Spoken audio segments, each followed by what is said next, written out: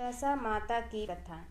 एक राजा था, उसकी दो रानियां थीं। बड़ी रानी के संतान नहीं थी, छोटी रानी के पुत्र था। राजा छोटी रानी और राजकुमार को बहुत प्यार करता था। बड़ी रानी छोटी रानी से ईर्ष्या करने लगी। बड़ी रानी राजकुमार के प्राण हर लेना चाहती थी। एक दिन राजकुमार खेलता खेलता बड़ी रानी के घर में चला गया। बड़ी रानी ने राजकुमार के गले में काला सांप डाल दिया। छोटी रानी दशा माता का व्रत करती थी। राजकुमार दशा माता का ही दिया हुआ था। दशा माता की कृपा से राजकुमार के गले में सांप बिना नुकसान पहुंचाए चला गया। दूसरे दिन बड़ी रानी ने लड्डुओं में जहर मिलाकर एक राजकुमार को खाने के लिए दिए। राजकुमार जैसे ही लड्डू खाने लगा तो दशा माता एक दासी का रूप धारण कर आई और राजकुमार के हाथ में लड्डू छीन लिया। बड़ी रानी का यह वार भी खाली गया। रानी को बड़ी चिंता हुई कि किसी भी तरह से राजकुमार को मारना है। तीसरे दिन जब राजकुमार फिर बड़ी रानी के आंगन में खेलने गया तो रानी ने उसे पकड़कर गहरे कुएं में ढकेल दिया। चूंकि कुआं बड़ी रानी के आंगन में बना था, इसीलिए किसी को भी पता नहीं चला कि राजकुमार कहाँ गया। लेकिन जैसे ही बड़ी रानी ने राजकुमार को कुएं में ढकेला तो दशा माता ने उसे बीच में ही रोक दिया। इधर दोपहर हो जाने पर राजकुमार ने लौटने पर राजा व छोटी रानी को चिंता सताने लगी। दशा माता को भी इस बात की चिंता हुई राजकुमार को उसके माता पिता के पास किस प्रकार पहुंचाया जाए। राजकुमार को तलाश करने वाली कर्मचारी निराश होकर बैठ गए। राजा व छोटी रानी पुत्र शोक में रोने लगे। तब दशा माता ने भिखारी का रूप धारण किया और राजकुमार को गले से लगाए राज द्वार पर पहुंची। वह राजकुमार को एक वस्त्र में छिपाए हुए भिक्षा मांगने लगी। सिपाहियों ने उसे धुतकार कर कहा, तुझे भिक्षा के पड़ी है और यह राजकुमार खो गया है। सारे लोग दुख और चिंता से व्याकुल हो रहे हैं। इस पर दशा माता बोली, भाइयों, पुण्य का प्रभाव बड़ा ही विचित्र होता है। यदि मुझे भिक्षा मिल जाए तो संभव है कि खोया हुआ राजकुमार तुम लोगों को मिल जाए। यह कहकर वह देहरी पर पैर रखने लगी। सिपाहियों ने उन्हें आगे बढ़ने से रोका। उसी समय दशा माता ने बालक का पैर वस्त्र से बाहर कर दिया। सिपाहियों ने समझा कि कुंवर उसके हाथों में है, इसीलिए उसे अंदर जाने दिया। दशा माता कुंवर को लिए हुए भीतर चली गई।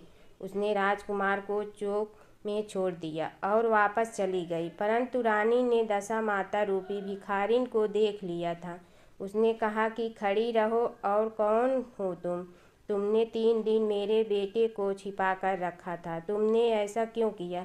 तुम्हें मेरे इस पक्ष का जवाब देना होगा। दशा माता उसी समय ठहर गई। उन्होंने बताया कि मैं तुम्हारे पुत्र की चोरी करने वाली नहीं हूँ, मैं तो तुम्हारी आराध्य देवी दशा माता हूँ। मैं तुम्हें सचेत करने आई हूँ कि बड़ी रानी तुमसे ईर्ष्या रखती है। वह तुम्हारे पुत्र के प्राण हर लेना चाहती है। एक बार उसने तुम्हारे पुत्र के गले में काला सांप डाला, जिससे मैंने भगाया। दूसरी बार उसने इसे विष के लड्डू खाने को दिया, जिन्हें मैंने उसके हाथों से छीन लिया। इस बार उसने तुम्हारे बच्चे को, राजकुमार को, अपने आंगन के कुएं में ढकेल दिया था और मैंने इस बीच में ही रोक कर रक्षा की। इस समय मैं भिखारिन के वेश में तुम्हें सचेत करने आई हूँ। यह सुनकर छोटी रानी दशा माता के पैरों में गिरकर क्षमा मांगी। छोटी रानी विनती भाव से बोली, जैसी कृपा आपने मुझ पर दर्शन की है, मैं चाहती हूँ कि आप सदैव इस महल में निवास करें। मुझसे जो सेवा पूजा होगी मैं करूँगी। इस पर दशा माता बोली कि मैं किसी घर में नहीं रहती। जो श्रद्धापूर्वक मेरा ध्यान स्मरण करता है, मैं उसी के हृदय में निवास करती हूँ। मैंने तुम्हें साक्षात दर्शन दिए हैं, इसलिए तुम सुहागिनों को बुलाकर उन्हें यथाविधि आदर सत्कार के साथ भोजन कराओ और नगर में ढिढूरा पिटवा दो कि सभी लोग मेरा डोला ले और व्रत करें। इतना कहकर दशा माता अंतर ध्यान हो गई। रानी ने अपने राज्य की सौभाग्यवती स्त्रियों को निमंत्रण देकर बुलाया और उपटन से लेकर शिरोभूषण श्रृंगार कर उनकी यथाविधि सेवा कर भोजन करवाया और दक्षिणा में गहने आदि देकर विदा किया। रानी ने अपने राज्य में ढिढोरा पिटवा दिया कि अब से सब लोग दशा माता का डोरा लिया करें। कथा। एक घर में सास बहू रहती थी। बहू का पति परदेश में गया था। एक दिन सास ने बहू से गांव में से आग लाकर भोजन पकाने को कहा। बहू गांव में आग लाने गई, पर किसी ने भी उसे आग नहीं दी और सभी ने कहा कि जब तक दशा माता की पूजा नहीं हो जाती तब तक आग नहीं मिलेगी। बेचारी बहू खाली हाथ घर लौट आई। उसने सास को बताया कि गांव भर में आज दशा माता की पूजा है, इसलिए कोई आग नहीं दे रहा है। शाम को जाने पर सास आग लेने गांव में गई तो स्त्रियों ने उसे आराम से बैठाया और कहा कि सुबह तुम्हारी बहू आग लेने आई थी, परंतु हमारे यहाँ पूजा नहीं हुई थी, इसीलिए आग नहीं दी सकी। सास आग लेकर अपने घर पहुंची ही थी कि एक आदमी बछड़ा लिए आया और उसके पीछे एक गाय थी। स्त्री ने उससे पूछा कि यह गाय का पहला बच्चा है क्या? आदमी ने उत्तर दिया, हाँ। उसने फिर पूछा कि बछड़ा है या बछिया? उसने जवाब दिया कि बछड़ा है। सास ने घर जाकर बहू से कहा, आओ हम दोनों भी दशा माता का डोरा ले और व्रत करें। दोनों सास बहू ने डोरा लिया। सवेरे से व्रत आरंभ किया। व्रत पूरे हो जाने पर 10वें दिन डोरे की पूजा की। सास बहू दोनों ने मिलकर गोल गोल 10-10 अर्थात कुल 20 फेरे बनाए।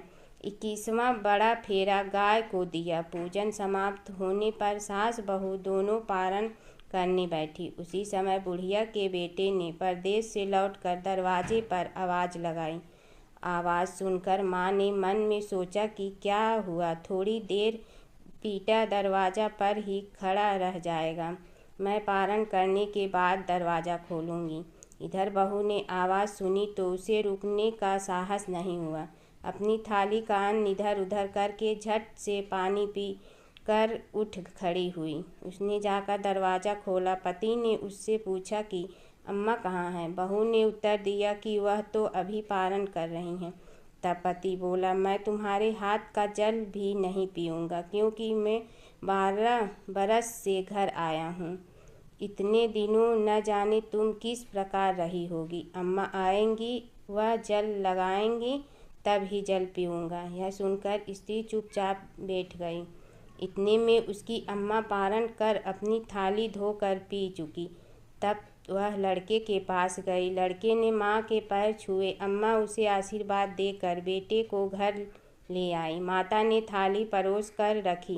बेटा भोजन करने लगा। उसने हाथ में पहला ग्रास ही लिया था कि फेरों के वे टुकड़े जो बहू ने अपनी थाली में फेंक दिए थे अपने आप बेटे के सामने आने लगे। बेटे ने माँ से पूछा, यह सब क्या हो रहा है? माँ बोली, मैं क्या जानूँ बेटा, बहू जाने। यह सुनकर बेटा आग बबूला होकर बोला, ऐसी बहू मेरे किस काम की, जिसके चरित्र की तुम साक्षी नहीं हो। उसको मैं घर में नहीं रख सकता। इसे अभी घर से निकाल दो, घर में नहीं रहेगी। माँ ने बेटे को व्रत के पारण का सब हाल बताकर हर तरह से समझाया, परंतु वह मानने को तैयार नहीं हुआ। वह यही कहता रहा कि इसे घर से बाहर करो तो मैं रह सकता हूँ। माँ ने सोचा, बहू को थोड़ी देर के लिए बाहर कर देती हूँ, जब लड़के का गुस्सा उतर जाएगा तब बहू को बुला लूँगी। बुढ़िया ने बहू से कहा, देहरी के बाहर जाकर पेड़ के नीचे थोड़ी देर के लिए खड़ी हो जा। जब बहू पेड़ के नीचे खड़ी हुई तो पेड़ बोला, मुझसे हट कर खड़ी हो, मैं 10 माता के विरोधी को छाया नहीं दे सकता। इस पर वह वहाँ से चलकर खड़ौची के पास गई। खड़ौची बोली, मुझसे हटकर खड़ी हो, मुझ पर इतना भार खड़ा का नहीं है जितना तेरा है। वह यह से हटकर पूरे ढेर पर खड़ी हो गई। कूड़े का ढेर बोला, मुझ पर इतना भार कूड़े का नहीं है जितना तेरा है, चल यहाँ से हटकर कहीं और खड़ी हो जा। इस प्रकार उसे कहीं भी खड़ा नहीं होने दिया गया। वह अपने मन में बहुत दुखी हुई। वह जंगल में चली गई। जंगल में भूखी प्यासी घूमती फिरती एक सूखे कुएं में गिर पड़ी। वह उसमें गिरी, परंतु उसे चोट नहीं आई। वह नीचे बैठ गई। अचानक राजा नल वहाँ शिकार खेलते खेलते वहाँ पहुँच गए। उनके साथी बिछुड़ गए थे। वह प्यास के कारण उसी कुएं पर आए जिसने वह स्त्री बैठी थी। राजा नल के भाई ने कुएं में पानी के लिए लोटा डाला तो उस स्त्री ने लोटे को पकड़ लिया। भाई ने नल से कहा कि इस कुएं में किसी ने लोटा पकड़ लिया है। तब राजा नल ने कुएं पर आकर कहा कि तुम यदि पुरुष हो तो मेरे धर्म के भाई हो, और यदि स्त्री हो तो मेरी धर्म की बहन हो।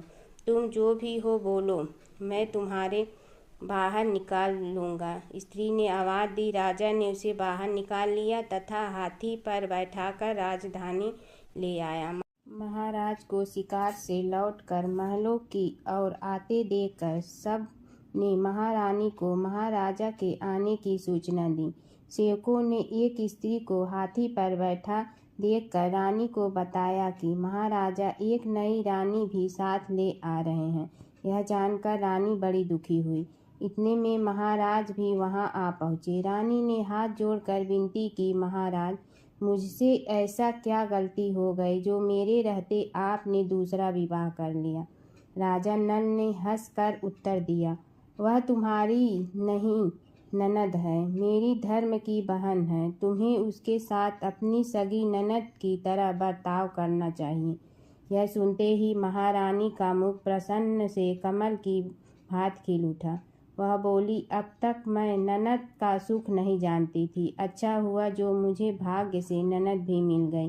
राजा ने उसका नाम मुँह बोली बहन रखा और उसके लिए अलग महल बनवाया। उसके दिन अब सुखपूर्वक बीतने लगे। एक दिन राजा की घोड़ी का बच्चा हुआ तो राजमहल की स्त्रियां बधाई गाने लगीं। मुँह बोली बहन ने अपने दासियों से कहा, बाहर जाकर पता करो कि किस बात की बधाई गाई जा रही है। दासियों ने बताया, महाराजा की घोड़ी ने अच्छी घड़ी में एक उत्तम बछड़े को जन्म दिया है, उसकी बधाई गाई जा रही है। मुँह बोली बहन ने पूछा, क्या घोड़ी ने पहली बार जन्म दिया है? दासियों ने उत्तर दिया, हाँ। तब मुँह बोली बहन ने महारानी के पास जाकर कहा, आओ भाभी रानी, हम तुम दोनों दशा माता का डोरा लें। रानी ने पूछा, डोरा क्या चीज़ है, मुझे समझाओ। वह बोली, दशा माता के व्रत का यह नियम है कि पहले पहल जब गाय या घोड़ी या स्त्री के प्रसव की खबर सुने तब डोरा लेकर व्रत आरंभ करते हैं। 9 व्रत करने के बाद 10वें दिन डोरे का पूजन करके विसर्जित करते हैं। इसी के साथ उसने पारण का नियम भी बताया। तब महारानी बोली, तुम्हारा व्रत तुमको फले। मैं पूड़ी और दूध की खीर खाने वाली रानी महारानी भला बनफरा गोले की पपड़ी खाकर कैसे रह सकती है? ऐसा कहने खाए मेरा दुश्मन। वह बोली, भाभी मुझे जो चाहे कह लो, परंतु व्रत के संबंध में कुछ मत कहो। मैं ऐसी व्रत के उल्लंघन के कारण मारी मारी फिरती आपके देश में आ गई हूँ। महारानी ने उदासीनता के साथ कहा, मुझे क्या पड़ी है, तुम्हें जो अच्छा लगे वह करो, मैं मना तो नहीं कर रही हूँ। मुँह बोली बहन ने श्रद्धापूर्वक डोरा लिया।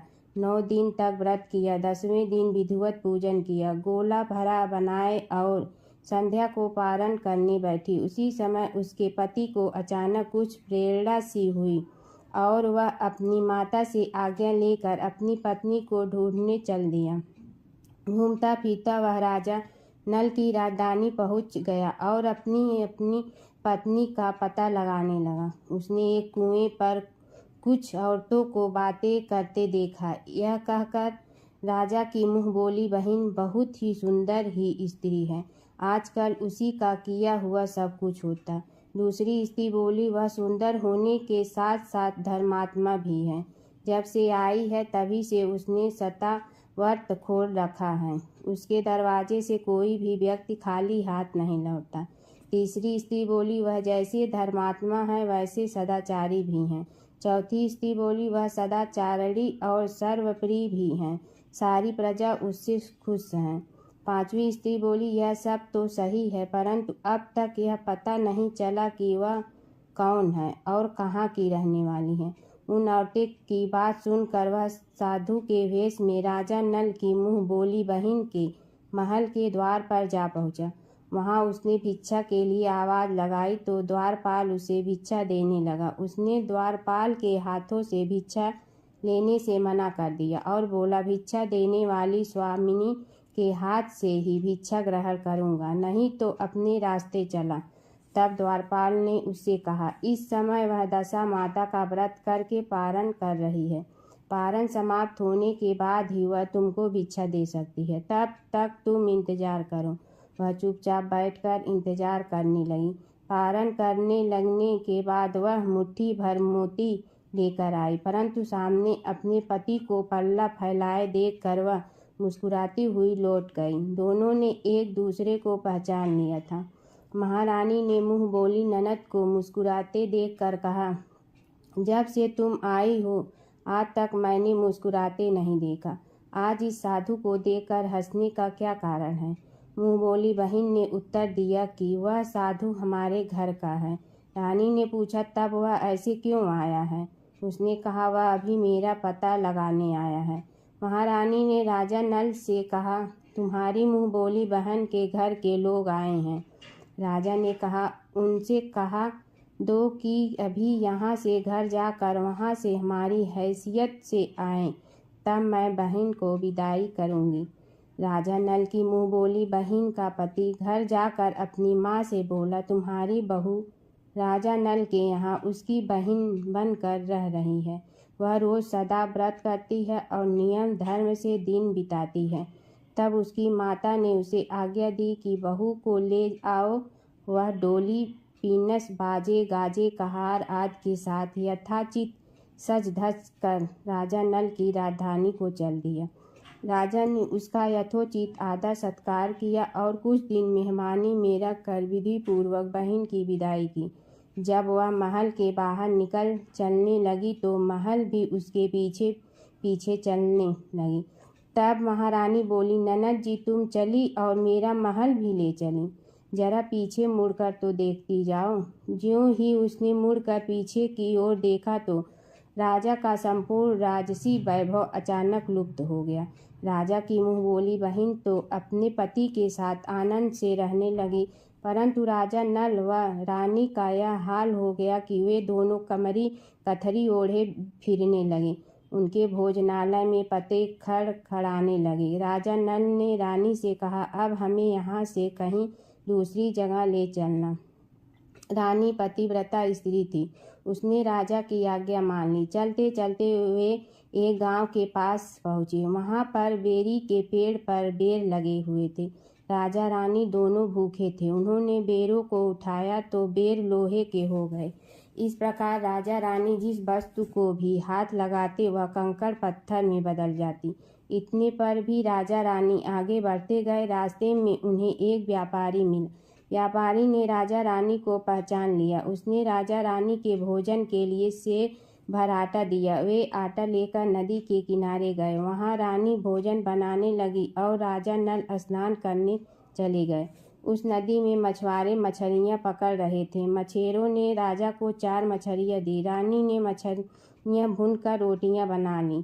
राजा नल और भोजन करने बैठे तो रोटियाँ ईंट में परिवर्तित हो गई और मछलियाँ उछल कर नदी में चली गई। वहाँ से चलकर राजा रानी अपनी मुँह बोली बहन के यहाँ गए। बहन को जब पता चला कि भाई भाभी आए हैं तो उसने सेवकों से पूछा, कैसे आए हैं?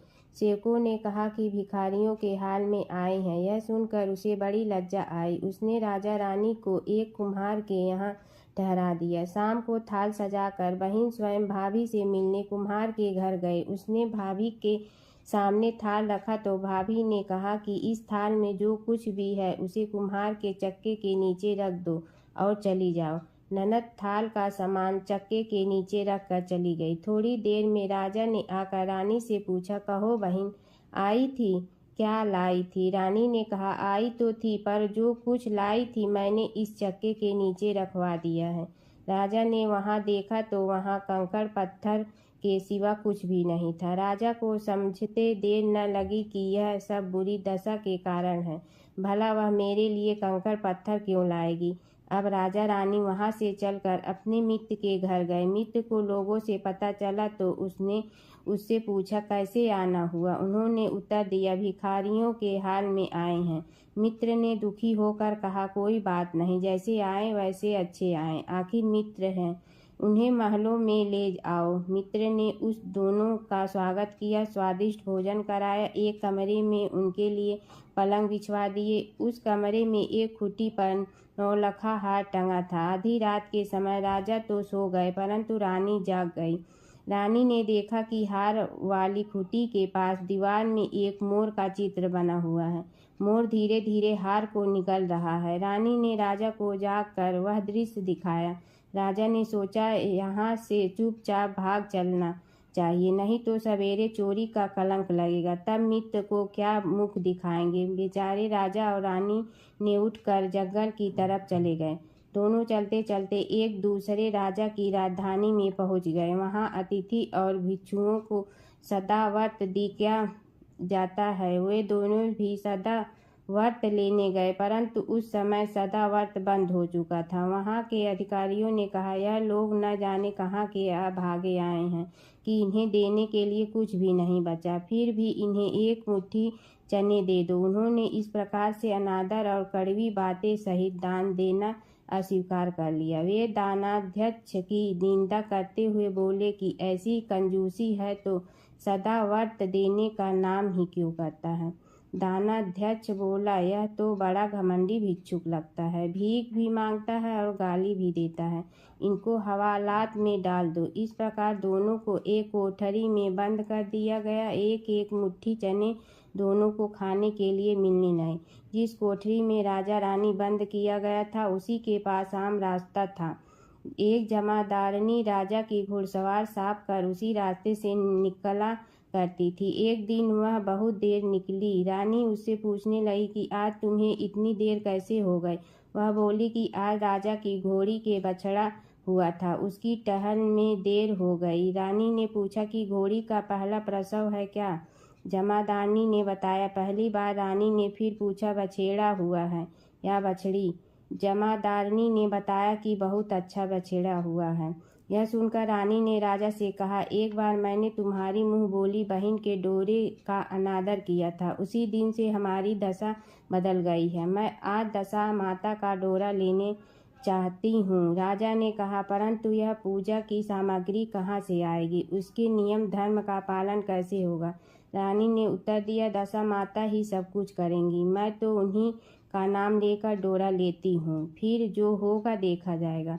रानी ने तो तार राजा की पगड़ी से और एक तार अपने आंचल का लेकर अपना डोरा तैयार किया और उसे समय से व्रत करने लगी। थोड़ी देर में ही वह एक राजा अपनी घोड़ी को देखने के लिए उसी रास्ते से निकला।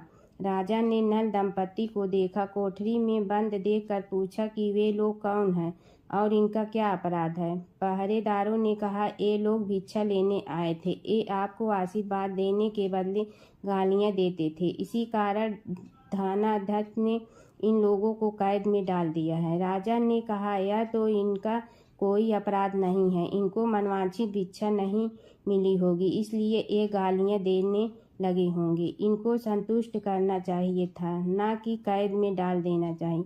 इनको अभी रिहा करो। राजा की आज्ञा से उसी समय दोनों को कोठारी से बाहर निकाला गया। राजा उनके पाँव में पद्म और माथे पर चंद्रमा देखकर पहचान गया कि यह तो राजा नल और रानी दमयंती हैं। इस पर उसने दोनों हाथों से हाथ जोड़कर क्षमा मांगी और हाथी पर बैठाकर अपने महल में ले गया। कुछ दिन तक राजा ने यहाँ रहकर उन दोनों ने पूरे राजसी ठाट के साथ अपनी राजधानी की ओर प्रस्थान किया। रास्ते में वे पहले अपने मित्र के यहाँ गए। मित्र ने राजा नल की आने की खबर सुनकर लोगों से पूछा, मित्र आए तो कैसे आए। लोगों ने कहा, अब की बार तो राजसी ठाठ बाट के साथ हाथी घोड़े दंड का निशान पालकी पीनस एक फौज को साथ लेकर आए हैं। मित्र ने कहा, अच्छी बात है, आने दो, मेरे लिए तो जैसे तब थे वैसे अब हैं। आखिर इस मित्र ने राजा रानी मित्र के महल में गए। मित्र ने उनको आधा सत्कार के साथ उसी स्थान पर ठहराया जिस स्थान पर पहले ठहरा था। आधी रात के समय जब राजा सो रहे थे और रानी पैर दबा रही थी, तब रानी ने देखा कि मोर का चित्र जो पहले हार को निगल गया था उसे उगल रहा है। रानी ने राजा को जगाकर यह दर्शाया यह कि राजा नल ने अपने मित्र को बुलाकर यह दिखाया। मित्र बोला कि मैंने तब भी तुमको चोर नहीं समझा था और न अब समझता हूँ। यह दर्शाए तुम्हारी बुरी दशा का फल है। आप निश्चिंत रहिए, मेरे मन में कोई मेल नहीं है। मित्र के यहाँ से चलकर राजा रानी अपनी मुँह बोली बहन के यहाँ गए। उसने सुना राजा भैया आ रहे हैं तो उसने लोगों से पूछा कैसे आ रहे हैं। लोगों ने कहा जिस प्रकार राजा का आना चाहिए उसी प्रकार से आ रहे हैं। उसने कहा उनको मेरे महल ले आओ। जब राजा नल का हाथी बहन के महल की ओर पड़ा तब रानी ने कहा आप अपनी बहन के घर जाइए, मैं तो उसी कुम्हार के घर रहूंगी जिसके पहले ठहरी थी। राजा ने कहा जिस कारण इतने दुख उठाए तुम फिर उससे झगड़ा मोल लेना चाहती हो, यह तुम अच्छा नहीं कर रही हो। परंतु रानी नहीं मानी, वह कुम्हार के घर ही ठहरी। राजा बहन के घर चले गए। शाम को राजा की बहन भाभी के लिए थाल सजाकर कुम्हार के यहाँ आई। उसने भाभी के सामने थाल रख दिया। भाभी सोने चांदी के गहने उतार कर रखने लगी और कहने लगी खाओ रे मेरे सोने चांदी के गहने खाओ, हम भूखे नंगे क्या खाएंगे। यह उलाहना सुन ननद बोली यह उलाहना किसे देती हो। मुझसे उस समय जो कुछ हो सका वो उस समय लाई थी, वही अब भी लाई हूँ। विश्वास न हो तो चक्के के नीचे अब भी देख लो। सचमुच चक्के के नीचे देखा तो वहाँ पर माणिक मोतियों का ढेर लगा था। रानी यह सब देखकर सन्न रह गई। वह बोली ननद जी तुम्हारा कोई दोष नहीं है, यह तो हमारी बुरी दशा का परिणाम था। रानी ने ननद का लाया सब सामान तथा उसने अपनी तरफ से कुछ और जवाहरात मिलाकर ननद को वापस कर दिया, परंतु ननद को पूजा का न्योता देना भूल गए। वहां से चलकर राजा सूरह गाय के पास गए।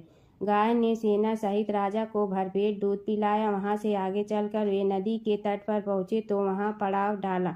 भोजन बनवाया गया। जब राजा भोजन करने बैठे तो उसी समय नदी में उछल कर गिरी हुई भुनी भुनाई मछलियां अपने आप थाली में गिर पड़ी। वह रोटियां जो ईंट बन गई थी फिर से रोटियां बन गई। राजा ने कहा यह सब क्या हो रहा है, कुछ समझ में नहीं आता। रानी ने बताया कि ये रोटियां और मछलियां वे ही हैं जो उस दिन हमें नसीब नहीं हुई थी। मैं यदि आपसे उस समय कहती कि तली हुई मछलियां जल में उछल गई तो रोटियां ईंट बन गई तो आप कदापि भी इसे सच नहीं मानते। इसी कारण मुझे बहाना बनाना पड़ा। अब राजा रानी अपनी राजधानी को आगे बढ़े। जब राजा की फौज अपनी राजधानी के समीप पहुंची तो वहां के लोग ने समझा कि दूसरे राजा ने राजधानी पर आक्रमण कर दिया है। वे घबरा गए। वहाँ के लोग नज़ारा लेकर राजा से मिलने गांव के बाहर आए, परंतु यह तो अपने राजा हैं। लोगों का प्रसन्नता देख ठिकाना न रह गया। वह श्रद्धा भक्ति के साथ महाराज के आगे चलकर उन्हें उनके महल में ले गए। राजा रानी ने महल में प्रवेश किया। रानी ने तुरंत दशामाता की पूजा का प्रबंध किया। उसने उस पूजा में नगर की सब सौभाग्यवती स्त्रियों को बुलाया। भगवती के भोग के लिए सब प्रकार के पकवान बनाए गए। आटे की 10 बतियाँ, 10 शक्कर की गुजिया और 10 अठवाइयाँ सुहागिनों के आंचल में डाली। सुहागिनों का श्रृंगार करके दशा माता की पूजा आरंभ हुई। कलश स्थापित करके दीपक को जलाया गया, परंतु उसकी बाती जली नहीं। इस पर पंडितों ने कहा कि कोई न्योता पाने वाला न्योता को तो नहीं रह गया है, स्मरण किया जाए, उसके आने पर दीपक जल जाएगा। रानी ने सोच विचार कर बताया कि ननद न्योते से रह गई हैं।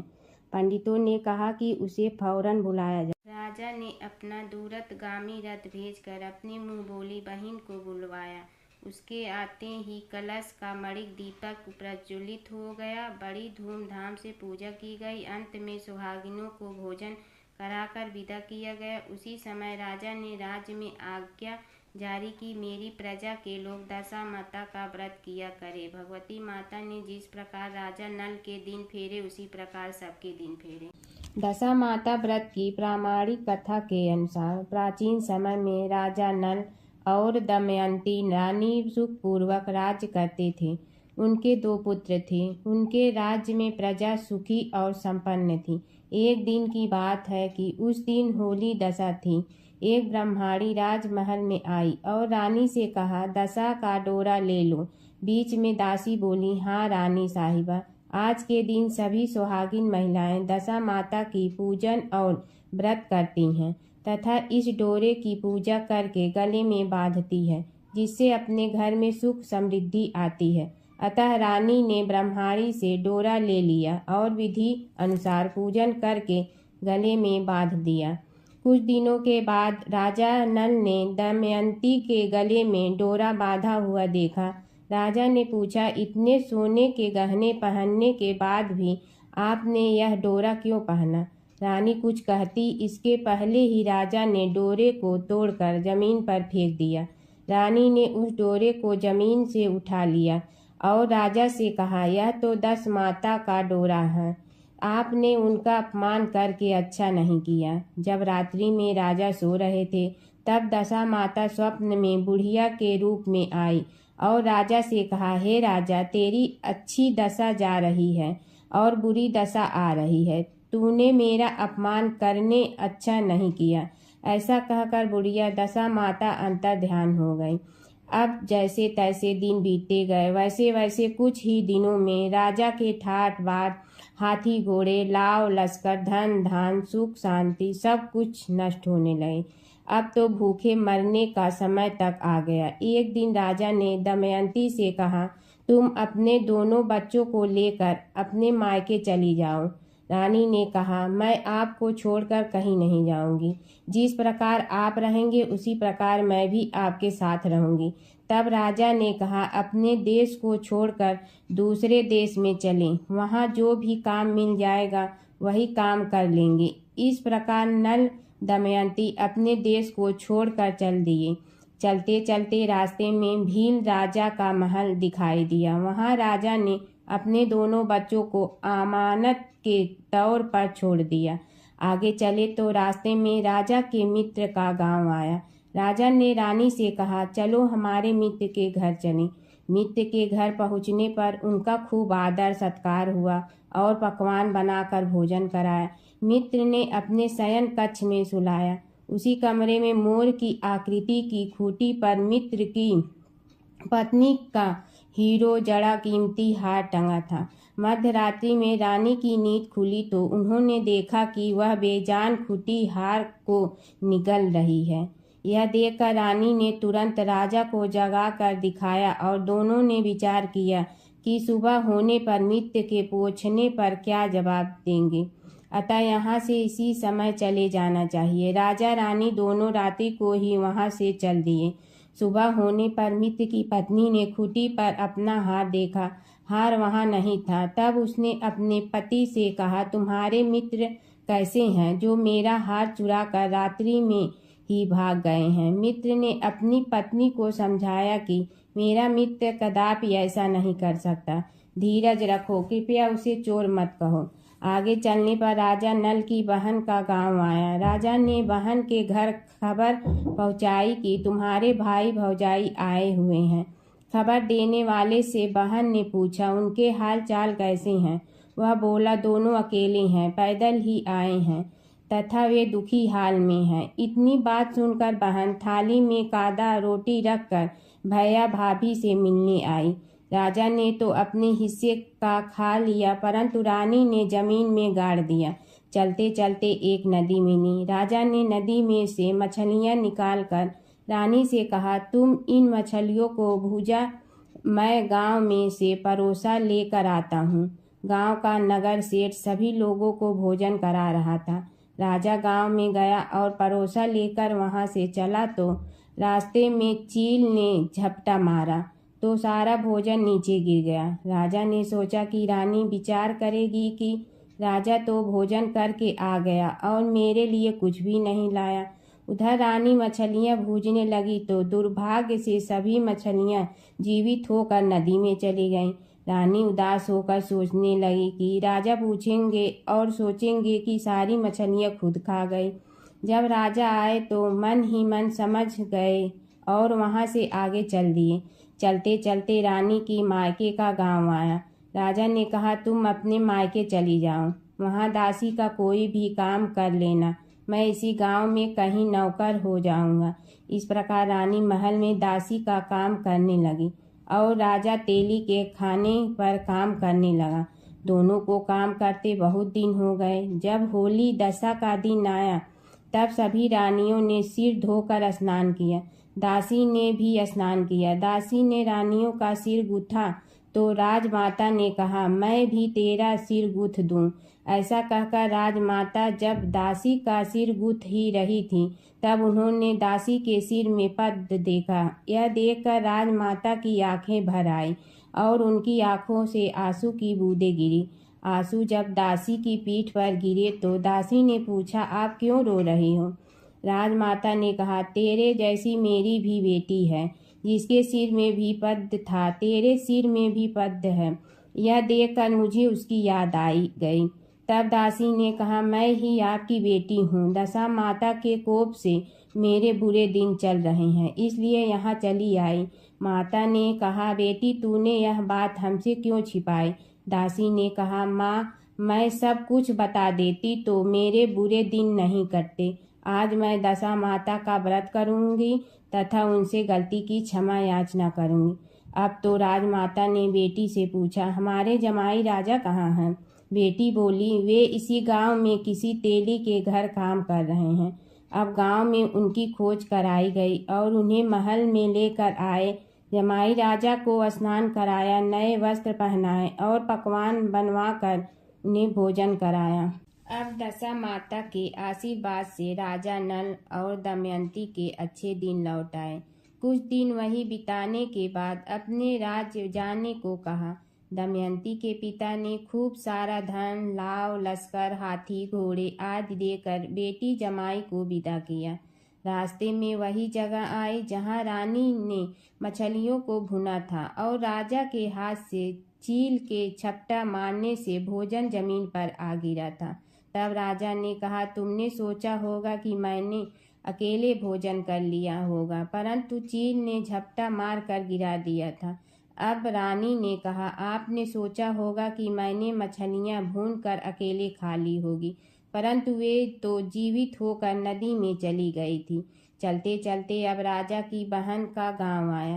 राजा ने बहन के यहाँ खबर भेजी। खबर देने वाले से पूछा कि उनके हाल चाल कैसे हैं।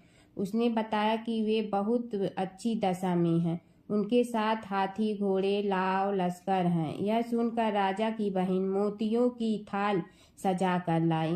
तभी दमयंती ने धरती माता से प्रार्थना की और कहा, माँ आज मेरी अमानत मुझे वापस दे दो। यह कहकर उस जगह को खोदा जहाँ कादा रोटी गाड़ दिया था। खोदने पर रोटी तो सोने की और कांदा चांदी का हो गया। ये दोनों चीजें बहन की थाली में डाल दी और आगे चलने की तैयारी करने लगी। वहां से चलकर राजा अपने मित्र के घर पहुंचे। मित्र ने उनका पहले के समान ही खूब आदर सत्कार और सम्मान किया। रात विश्राम के लिए उन्हें उसी शयन कक्ष में सुलाया। मोरनी वाली खूंटी के हार निगल जाने वाली बात से नींद नहीं आई। आधी रात के समय वही मोरनी वाली खूंटी हार उगलने लगी तो राजा ने अपने मित्र को जगाया तथा रानी ने मित्र की पत्नी को जगाकर दिखाया, आपका हार तो इसने निगल लिया था। आपने सोचा होगा कि हार हमने चुराया है। दूसरे दिन प्रातःकाल नित्य कर्म से निपट कर वहाँ से वे चल दिए। वे भील राजा के यहाँ पहुँचे और अपने पुत्रों को मांगा तो भील राजा ने देने से मना कर दिया। गांव के लोगों ने उन बच्चों को वापस दिलाया। नल दमयंती अपने बच्चों को लेकर अपनी राजधानी के निकट पहुँचे तो नगरवासियों ने लाव लश्कर के साथ उन्हें आते हुए देखा।